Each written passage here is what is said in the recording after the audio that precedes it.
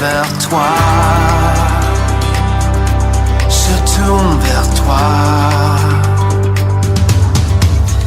L'espoir est né.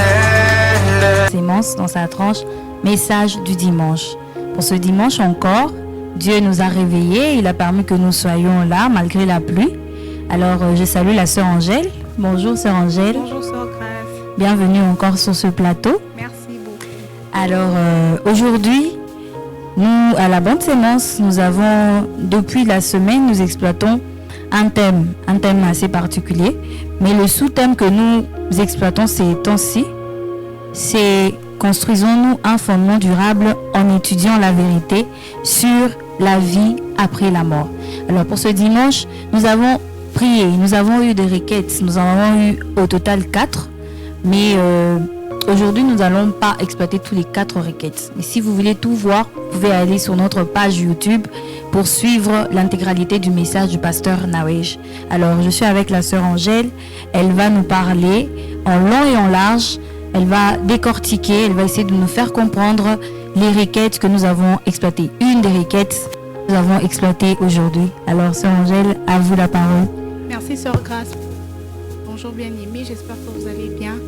Alors tel que la sœur Grace l'a dit, aujourd'hui nous avons été enseignés par le pasteur Pascal Nawesh qui nous a donné différentes requêtes. Donc son message a été centré sur différentes requêtes dont je vais donner l'une des requêtes.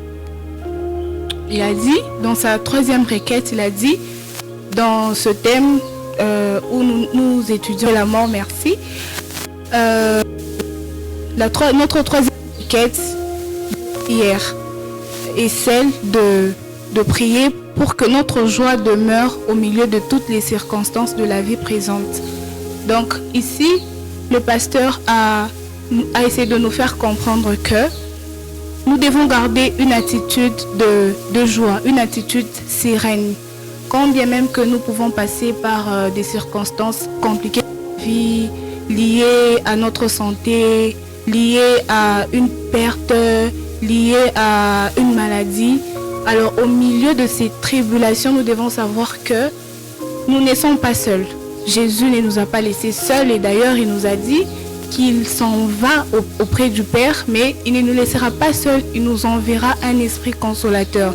Et c'est cet esprit au milieu des tribulations que nous pouvons avoir dans cette vie qui nous console, qui nous aide à garder notre joie, qui fait en sorte que notre joie soit parfaite et nous rappelle que quand bien même que nous passons par ces tribulations, ce n'est pas une fin en soi. Nous avons notre fin, elle est connue. Notre fin, c'est auprès de notre Père qui nous attend dans l'éternité.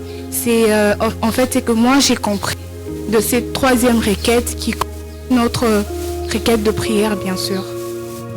Merci beaucoup, sœur Angèle, pour cette approche. Merci beaucoup pour ce que vous nous apprenez. Alors, avant de poursuivre, nous allons suivre un moment, un message avec l'ancien Jean-Claude Moukadi, et puis nous revenons juste après. Bon, merci pour l'occasion que vous me donnez de pouvoir intervenir à la suite du message d'aujourd'hui. Qu'est-ce que nous pouvons retenir du message que le pasteur Pascal Dr Nawesh a donné aujourd'hui? Nous retenons qu'il y a une vie, qu'il y a une vie après la mort. Et pour cela, nous sommes reconnaissants à Dieu. Nous sommes reconnaissants à Dieu pour son amour qu'il a manifesté pour nous en donnant Jésus-Christ, son Fils bien-aimé, qui est mort à notre place. C'est en la mort de Jésus-Christ que nous sommes aujourd'hui vainqueurs. Vainqueurs sur le péché qui nous induisait à la mort. Vainqueurs sur la mort aussi, qui était pratiquement notre sentence. Et Jésus, il est mort à notre place. De telle sorte que nous, en croyant en lui, en regardant à lui, que nous ne puissions plus mourir, mais que nous puissions vivre. Et que nous puissions vivre donc, vivre de sa vie.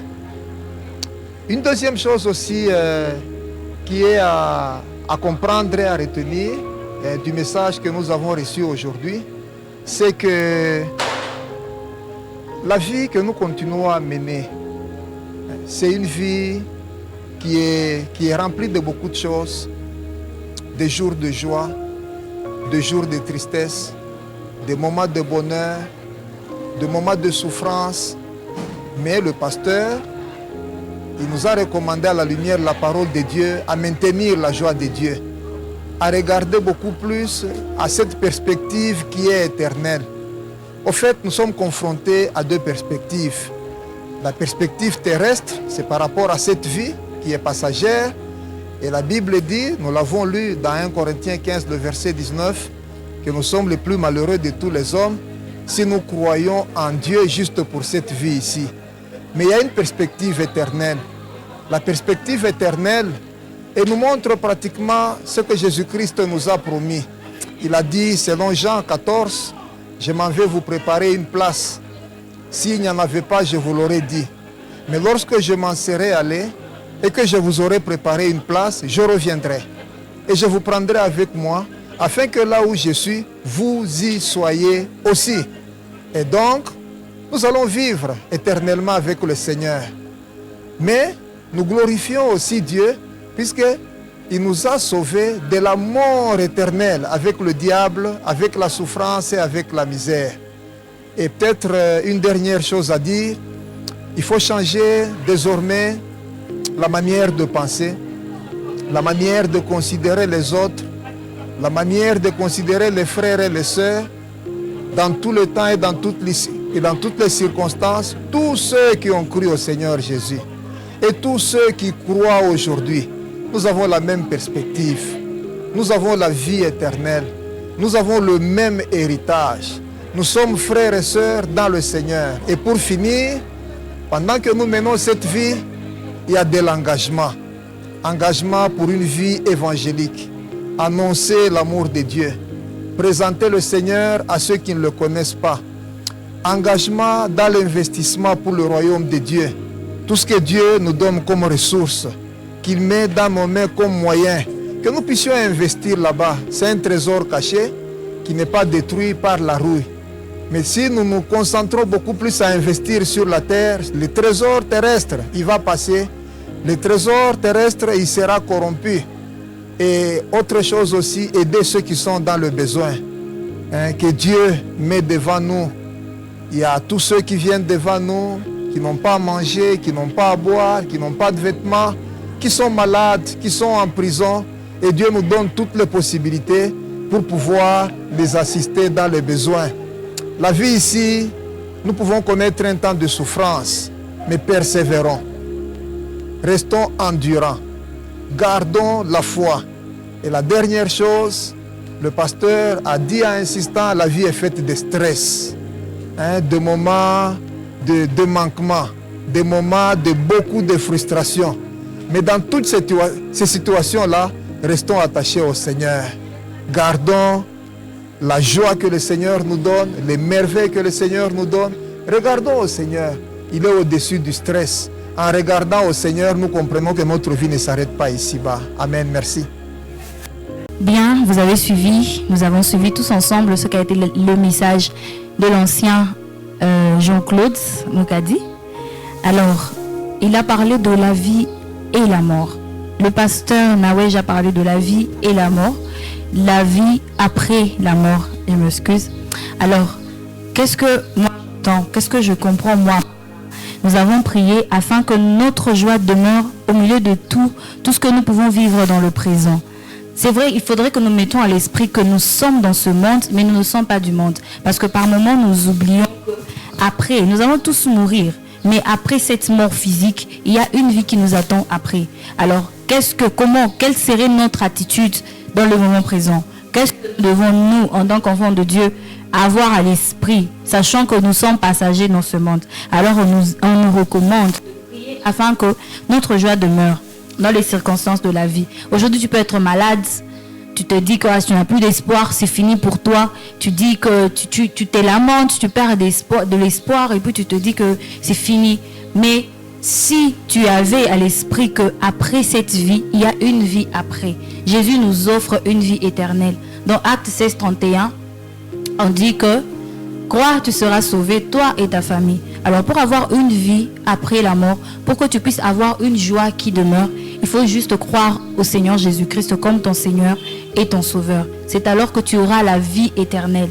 C'est vrai que physiquement nous mourrons tous, mais après cette mort physique, nous allons vivre dans la joie éternelle de notre Seigneur Jésus-Christ. Alors je t'invite, toi qui n'as pas encore cru au Seigneur aujourd'hui, de donner ta vie à Jésus-Christ. Alors pour conclure, j'aimerais nous inviter tous à aller suivre l'intégralité du message sur notre chaîne YouTube. Vous serez édifiés, surtout qu'on a expliqué toutes les requêtes du 1er au 4e. On a tout expliqué. Alors nous allons aussi comprendre et nous allons aussi nous mettre en prière. Que Dieu vous bénisse et à la prochaine.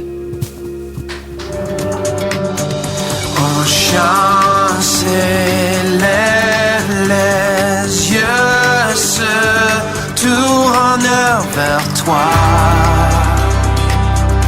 se tourne vers toi. L'espoir